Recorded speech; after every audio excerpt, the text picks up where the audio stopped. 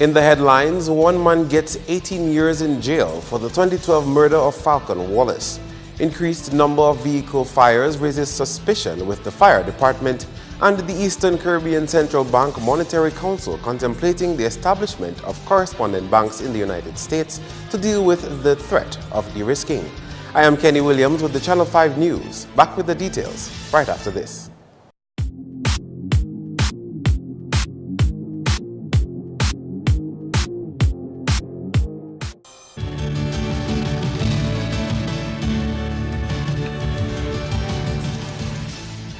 Thank you for staying with us. First up, Rudy Jr. Jones of Margot has been sentenced to 18 years in prison for the murder of Falcon Wallace. High Court Judge Justice Victoria Charles Clark handed down her sentence on Monday. Jones claimed he acted in self-defense when Wallace was killed on August 24, 2012. According to the medical report, Wallace received a 10-centimeter wound that damaged his intestine. A 7-woman, 2-man jury found him guilty nearly 5 years later on May 31, 2017. His attorney, Dave Bruni, told the court his client was remorseful and justice should be tempered with mercy. Justice Charles Clark placed 20 years as her benchmark for sentencing, and she said that after reviewing all the facts, including the mitigating facts put forward by his lawyer, a sentence of 18 years was the court's sentence with time served. State Attorney Fernelia Felix prosecuted the case with assistance from Anne Revere and Carlita Benjamin. In more top stories, the Fire and Ambulance Department has raised concerns over the increased number of vehicle fires, saying the growing numbers of such incidents leads to greater suspicion of arson. Andrea Louis explains. The words from Fire Chief Josiah Dupie when he spoke at a press conference on Monday. According to data provided by the Fire Department, there was a total of 7 vehicle fires in 2015, 18 vehicle fires in 2016, and for January to June 2017, there have been 14 vehicle fires. The fire chief says data gathered thus far indicates that not every vehicle fire is of a natural cause. I am here to state very clearly that the fire service is aware that there is much more than natural causes being the result of the fires that we are seeing, and that we take it very seriously. I will admit that here at the fire service we have our struggles and our deficiencies. In spite of that, of those challenges, I am here to say that we are going to be more deliberate, we are going to be more thorough, we are going to ensure that we get better results from our investigations. And many of those who would have gotten away, I want to say that very clearly, those who would have gotten away with deliberately setting their vehicles on fire for whatever reason, we are going to be careful in uncovering every stone from henceforth to ensure, one, that we do not see this pattern continue or to get worse.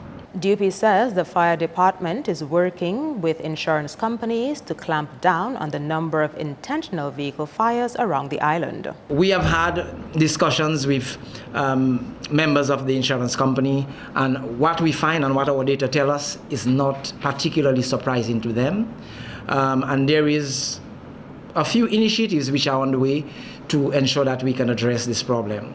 One of them I'll speak to internally that we have adopted is to ensure is to actually put in place a fire investigative team. And the intention is to address and to show up our current practice. And so we want to be very clear here and to tell the would-be vehicle burners that the fire service is really on their trail. On to monetary matters, the Monetary Council of the Eastern Caribbean Central Bank says the region is considering the establishment of a correspondent bank in the United States to deal with the threat of de-risking. De-risking involves a correspondent bank cutting ties with a respondent bank. This international issue is also referred to as the loss of correspondent banking relationship. Banks of the Caribbean region face the threat of not having access to the international trading and financial system if de-risking occurs. The Monetary Council's outgoing chairman and Prime Minister of Antigua and Barbuda, Gaston Brown, said advocacy on the issue continues. We're looking at a number of possibilities to manage this risk, or at least to mitigate it. A number of ideas include the creation of a corresponding bank that is owned by Caribbean interests that could operate in the metropoles, primarily in the United States. That is where we seem to have a major issue, so that they could clear transactions to banks within the region. We have also been successful in assisting a number of banks that have been the risk to get what we call second-tier banks to provide corresponding banking for those banks. And at the same time, the central bank has recommended that there should be an amalgamation of banks within the region so that they can scale up and at the same time they become more bankable. Because the problem with de-risking is that the corresponding banks have suggested that the transaction size and the volume of transactions, they're too small, and therefore it is unprofitable. Incoming chairman of the ECCB, Monetary Council, and Prime Minister Roosevelt Skerrit said public discussions on de-risking should be measured. It is not a matter that is unique to us in the Caribbean region. This is a global threat, and there are discussions taking place in various regions on how we can counteract and how we can seek to get a better understanding of it and put an end to it. But it's a major challenge, and this is why we are saying that we need to, all of us need to join forces, because no one country can counteract the challenge by itself. So I really want us to be very responsible in the way we speak about this matter publicly, in the way we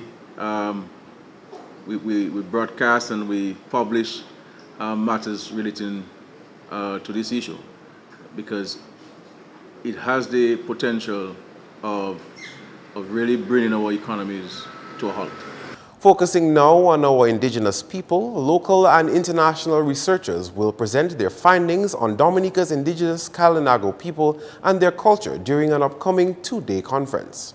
The Country Conference 2017 is expected to take place on the 9th and 10th of August and will be held under the theme Reclaiming Indigenous Heritage to Define Kalinago Destiny. It is being presented by the University of the West Indies Open Campus in collaboration with the Ministry of Kalinago Affairs and Leiden University. The event will also coincide with the United Nations International Day of the World's Indigenous Peoples.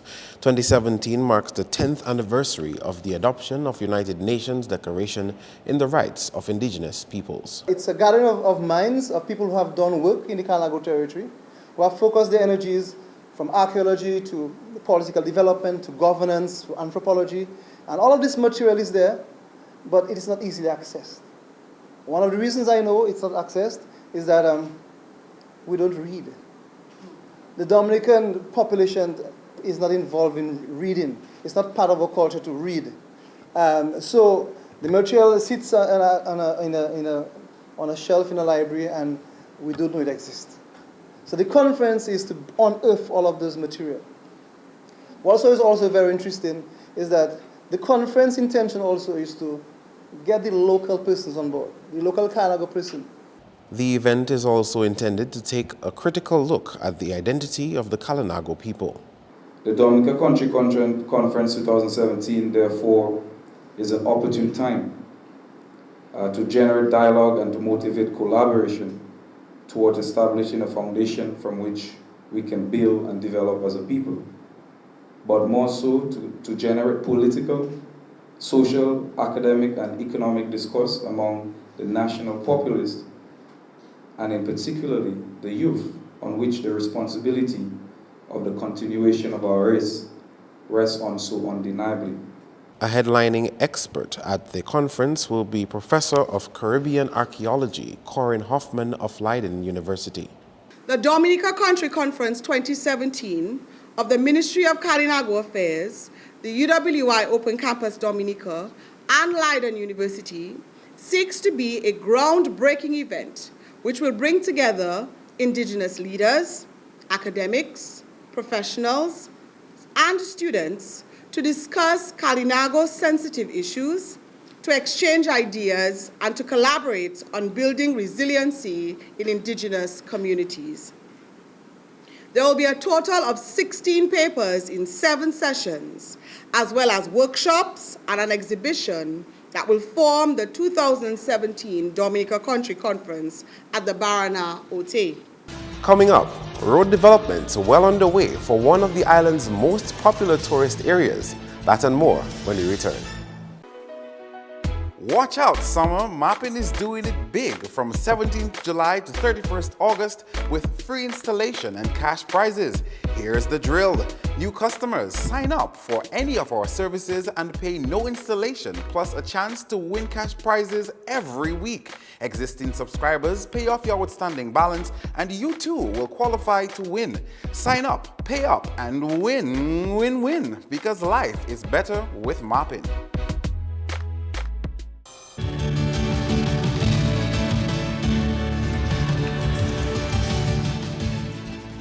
Welcome back.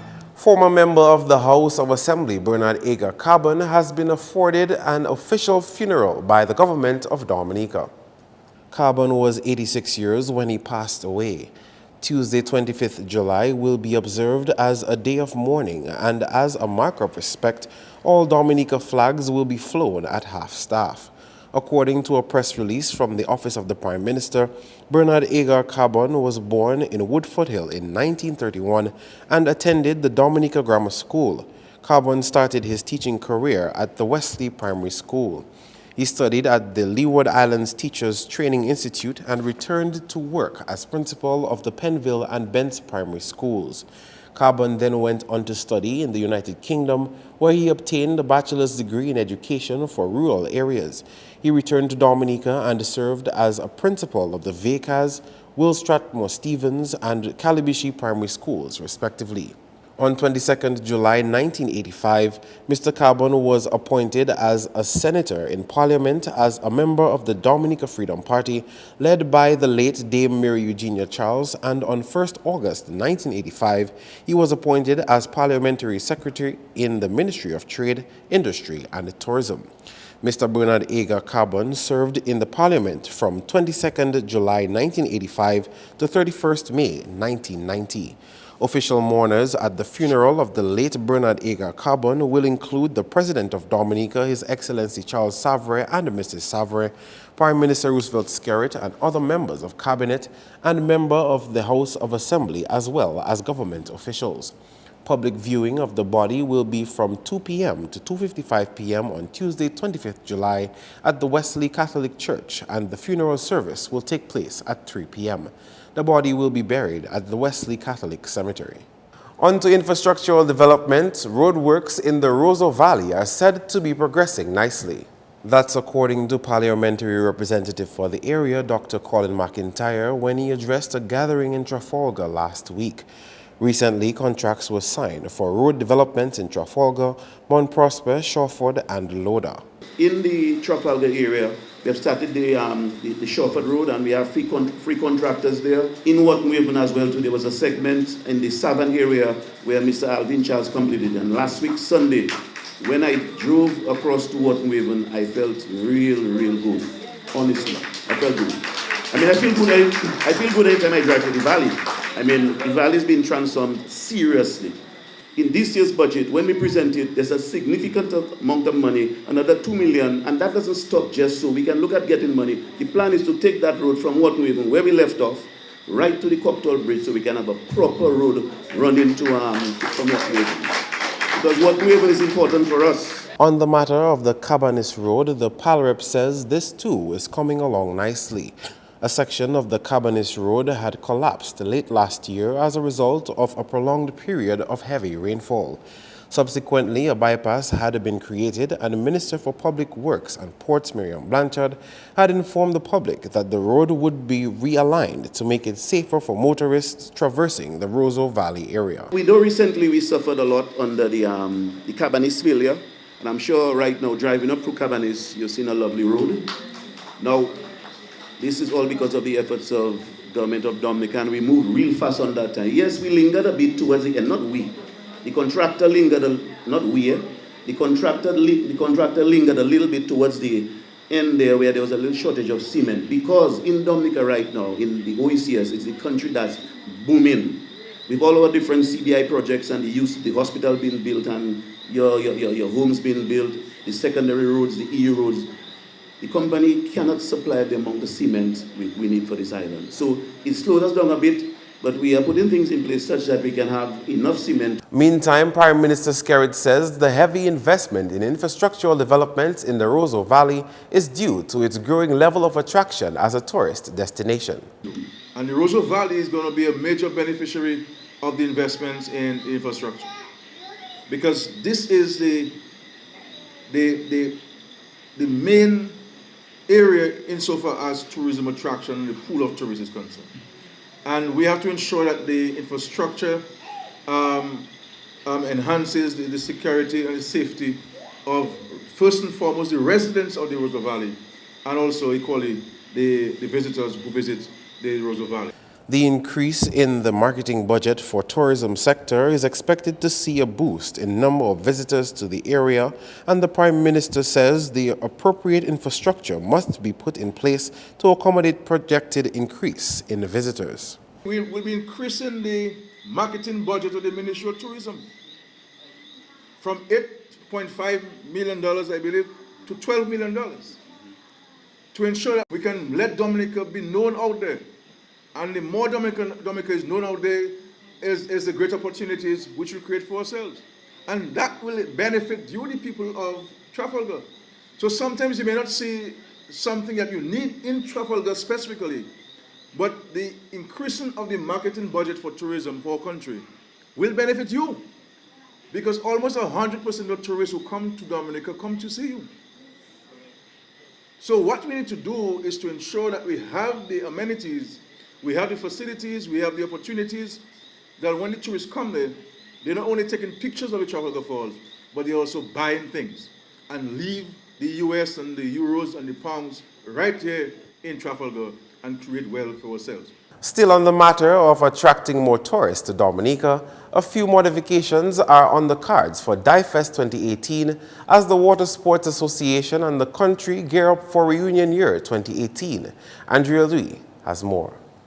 The annual water sports event, which is the longest running in the Caribbean, came to an end recently, and the president of the Dominica Water Sports Association, Billy Lawrence, says while this year was successful, there are lessons learned which will be implemented into next year's festival to make it even more successful.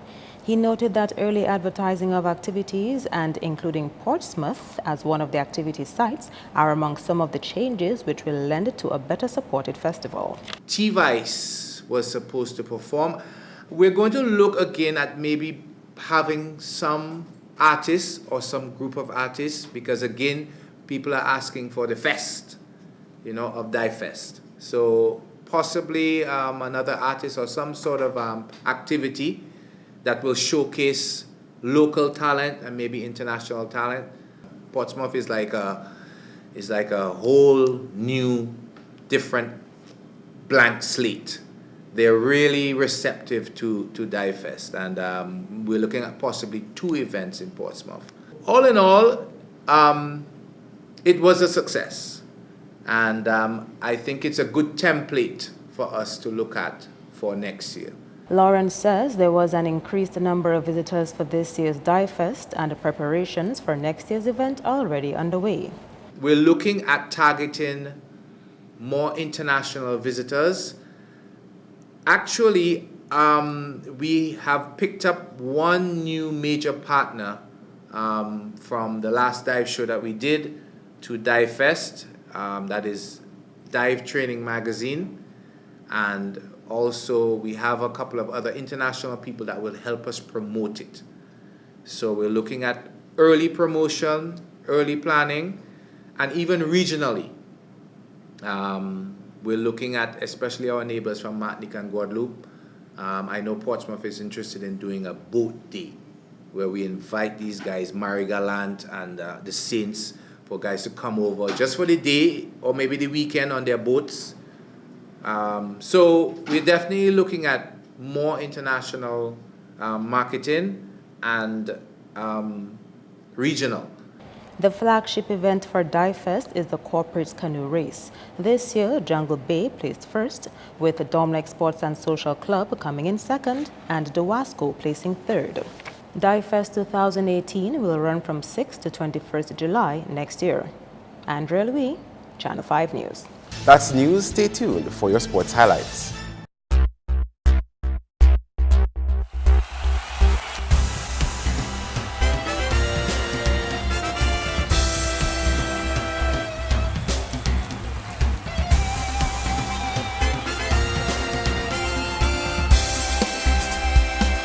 First up in sports, national youth sprinter Danielson Mahote continued to make strides in track and field with a national record performance in the under-18 boys 200 meters at the Commonwealth Youth Games in Bahamas recently.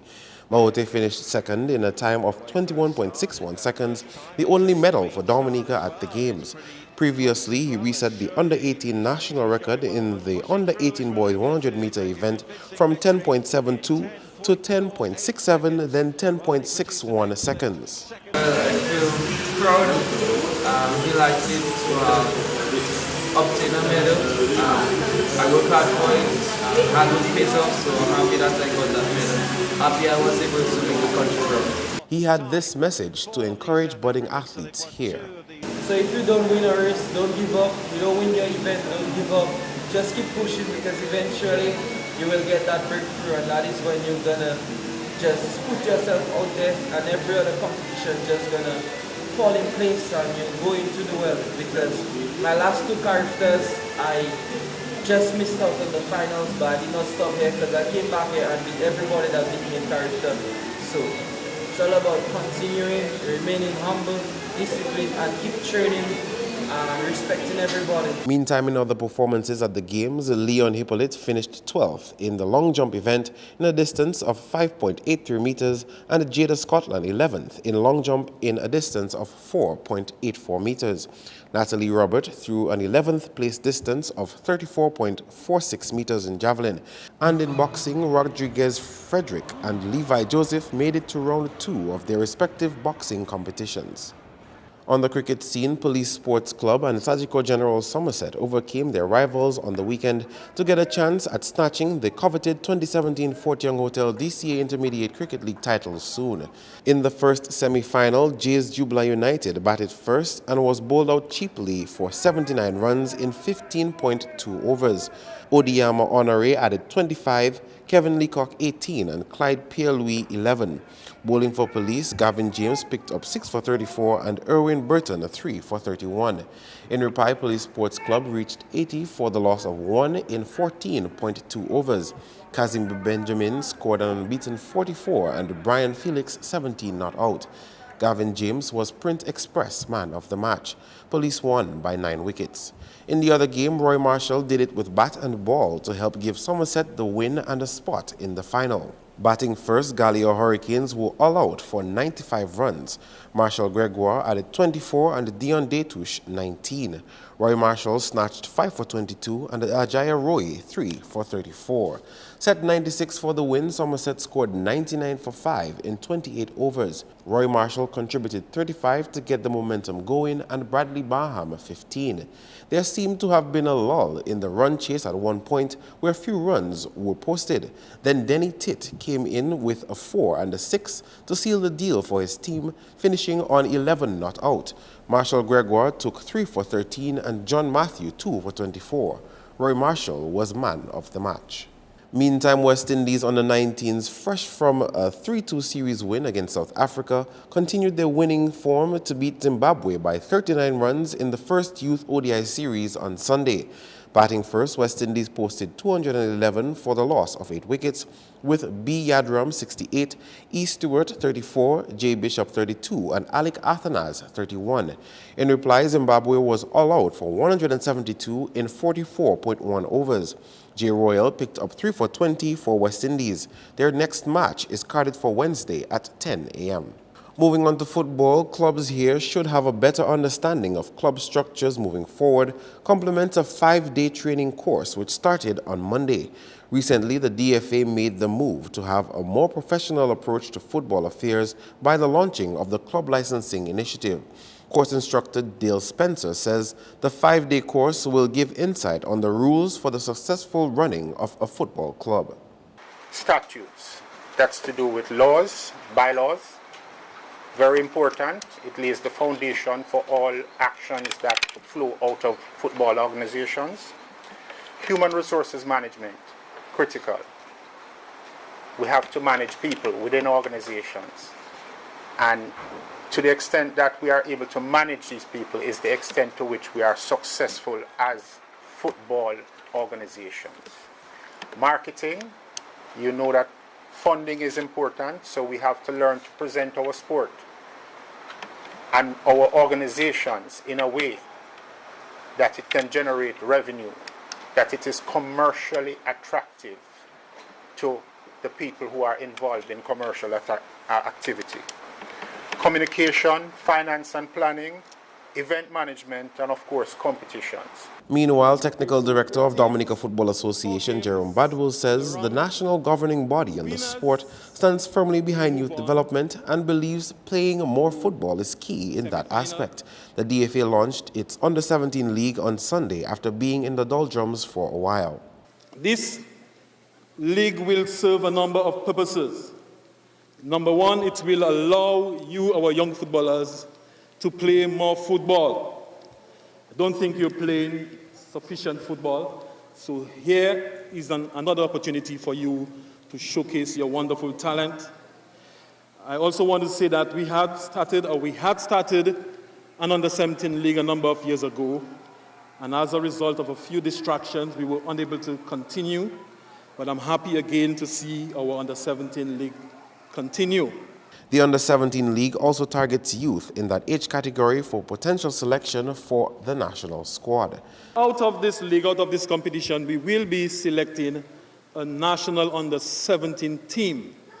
And so here is an opportunity for you, the best talent among you here, to be featured in our national Under-17, because we will be participating in the CONCACAF tournament next year. So it's a wonderful opportunity for those of you who think you are sufficiently equipped for a chance. Here is an opportunity for you to showcase your talent. Meantime, East Central defeated Esmat Tarish United 4-1 to become the Bolorama champions of the DFA's Under-17 league. The teams played to a 2-2 draw and finished 4-1 on penalty kicks. In related sports, Dominican women bowed out of the CONCACAF Caribbean Under-20 women's qualifiers in Haiti on Sunday. The national team ended on a 1-1 draw with Anguilla. Michelin Morgan scored 1 goal for Dominica. That's all the sports for now. Join us next time.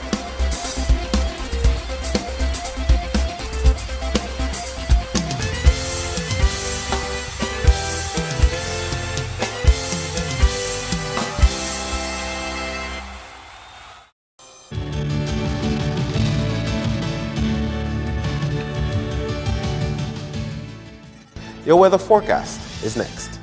Good evening and welcome to tonight's weather broadcast. I'm your presenter, Annie Coretta-Joseph. We begin this evening by taking a look at earlier infrared satellite imagery, which showed this area of cloudiness associated with a westward moving tropical wave expected to move over the extreme southern portion of the Lesser Antilles tonight into tomorrow. Visible satellite imagery showed few low-level clouds over Dominica during the afternoon, resulting in fair skies. Radar imagery indicated some shower activity over the extreme northern and extreme southern portions of the Lesser Antilles. Conditions for tonight: partly cloudy skies, hazy and slightly breezy with some scattered showers. Tomorrow, partly cloudy to occasionally cloudy skies, hazy with some scattered showers. Sea conditions: moderate in open water with waves up to 7 feet. Small craft operators and sea bathers, you are advised to exercise some caution.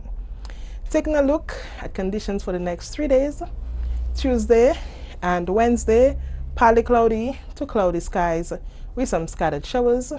On Thursday, an increase in cloudiness with shower associated with another tropical wave.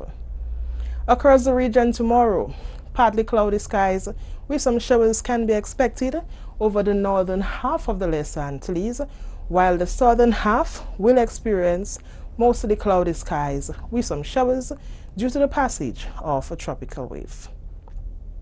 On the international scene, partly cloudy skies with some rain in New York, some thunderstorm activity in Miami and Caracas, partly cloudy skies in London, and cloudy skies with some rain in Beijing.